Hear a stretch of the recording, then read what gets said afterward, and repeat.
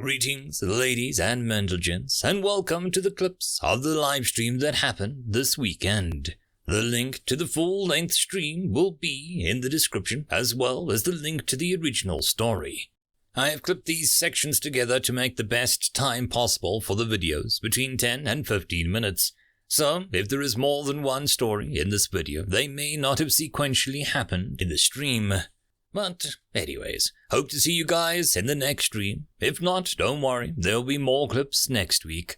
There are also ways to support the channel down below if you so choose to do so. And if you could do all the YouTube gumph for this video to help it in the algorithm, it would be very much appreciated. Anyways, on to the live sci-fi.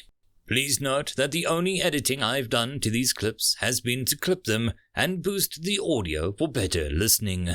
And as always, I hope that you enjoy.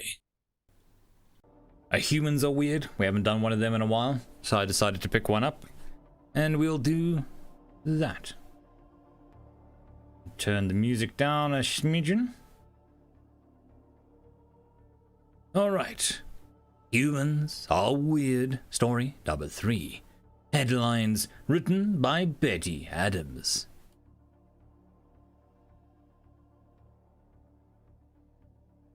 Oh, I was hitting the wrong button there. I was hitting the mute button. That doesn't work.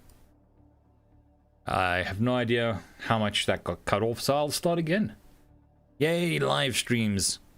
Story number 3, Humans Are Weird, Headlines, written by Betty Adams. Second sister nearly to her quarters when 25 clicks came darting around the curve of the corridor, followed by his entire flight. They were all chattering to each other on their high-pitched language that pinged off the frills and set the tips of her antennae tingling unpleasantly. She also has her own YouTube channel, where she also self-narrates her stuff. So that's a thing. But she's also been kind enough to let me narrate it as well and show the text, so that's good. She suppressed the comparison and stepped to the side of the corridor, hoping that her agitation had nothing to do with her. "Doctor!" 25 clicks called out, barely bringing his voice down into the polite range. Second sister sighed and laid her frill in a neutral flatness, even if she couldn't quite control the tight curl of her antennae. The winged was so very impolite, but she had a job to do if they were using her work title instead of her name. She cast a single, longing thought towards her comfortable perch in her chambers, and then turned her attention to the approaching flight. "Base Commander," she greeted the winged.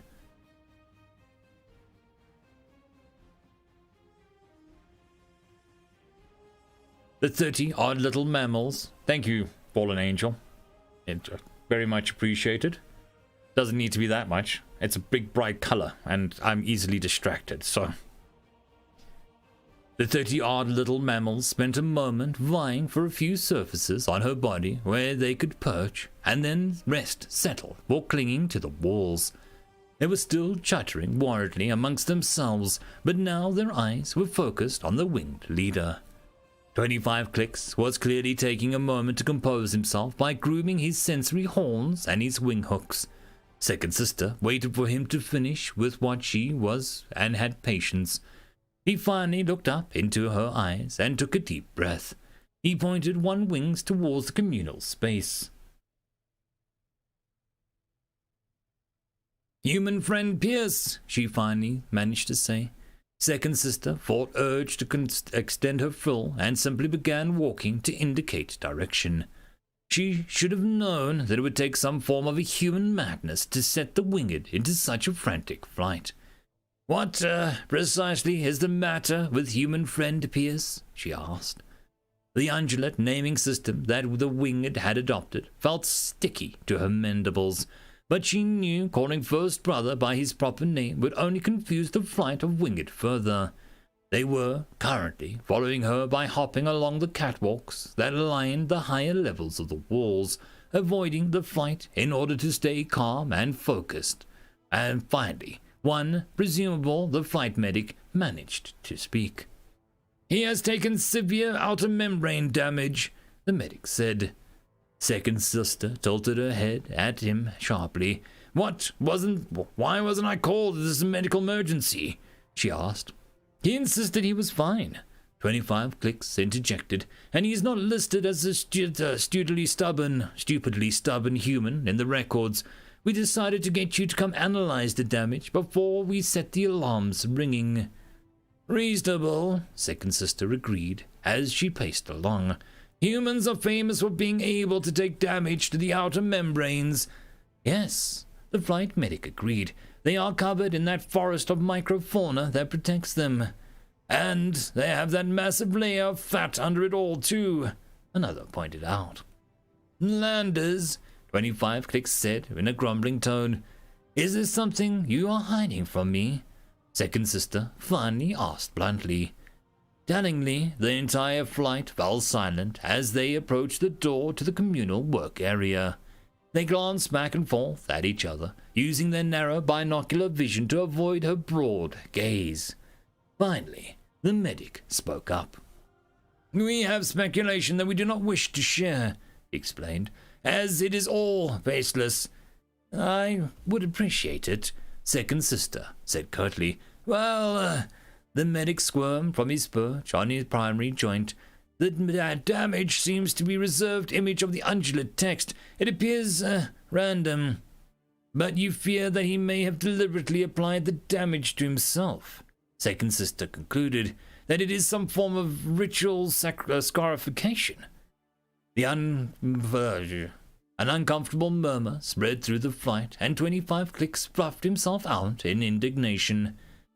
"Human friend Pierce is an exemplary ranger," he snapped. "He would not waste time on personal decoration of any sort while on duty." "And this occurred while he was on duty?" second sister asked. "Yes," the medic hurriedly interjected. "He went into the tactile isolation console to work on his undulate translation and had the damage when he came out." "I thought he was doing field work today," second sister asked. "He had a bad night," 25 clicks explained. "Something to do with digestion and that new blonde protein he tried yesterday. And he didn't feel that he was competent to maneuver the transport safely. So he decided to work on his training." Second sister clicked thoughtfully to herself as she opened the door. First brother was at the far side of the large open space, sipping a cup of common human stimulant. He was slumping against the counter in that nearly undulate way humans had when they were extremely tired. She eyed him critically. "Where exactly is the damage?" she asked the winged. "Right on his face," 25 clicks said. "The wide fleshy part." Second sister gave a confused click and paced forward to get the closer look at the human. She heard the clatter of confusion start up amongst the winged as they approached the human, and the sound seemed to catch his notice. He lifted his head and blinked at them slowly. "Second sis," he greeted her before letting his oral cavity agape with an attempt to draw in more oxygen. "First brother," she replied with a polite tilt of her head. He returned the gesture, causing the light to fall on the side of his face, and she suddenly saw the damage that the winged had seen. There was indeed many reserved lines of the sprawling undulate language imprinted on his epidermis. "It was way worse," one of the winged above her insisted. "What was worse, little guy?" First brother asked, squinting at him. "Your face," second sister informed him. He stared blankly at her as she reached up to grasp his chin with one hand, turning his face to examine the damage. His eyes tracked hers in that rolling, disconcerting way humans did for a few seconds until he burst out laughing. "Something's wrong with my face?" he asked. "You have taken damage," she replied. "It looks like pressure damage." The human gave one of those deep, lunging grunts that only a giant mammalian lungs could produce, and easily pulled his chin out of her grasp. He turned to the reflective surface of the nutrient-warming device and tilted his head to get a look at the fading marks. "Ah," he said, I fell asleep while practicing undulate touch writing. The reverse grooves must have left these marks. Do they pose any danger to you? Second sister asked. Nah. The human dismissed the idea with a wave of the hand. It's like cautery line or whatnot. They give no relevant information, second sister pointed out. First brother stared at her with a blank, unfocused eyes for several long moments, giving second sister plentiful time to assess the situation. The winged was still disturbed, and the human was clearly not operating at full mental capacity. First brother, she said firmly, it is my opinion as the base medic that you should spend the rest of the day resting in your quarters. But, whatever first brother was about to say in protest was lost in a massive yawn that seemed to stretch out his spine and curl his entire body in odd directions. Maybe you've got a point, he said when the yawn was done. I'll get back to bed. And this flight will escort you, second sister said quickly. Sure, first brother said, holding out his hands invitingly as he shuffled towards the door. The winged followed their human friend Pierce eagerly, abandoning second sister to the blissful silence of the now empty workspace. If she hurried, she might be able to make it back to her perch before there was another medical oddity. End of story. Good evening, Hampers. How you doing?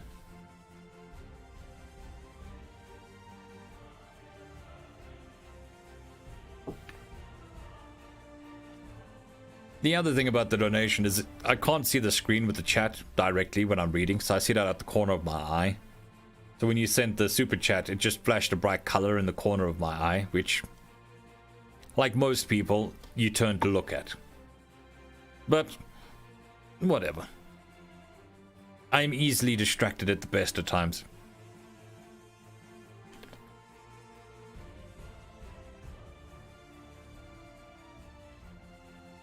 And that, my friends, ends this clip of the live stream from the weekend. I hope that you enjoyed. As always, relevant links are down below in the description, and the rest of the videos will be released throughout the week. I hope to see you in the next stream this Saturday at 1700 GMT. And I hope that you have a fantastic one until then, and I will see you all in the next video. Cheers.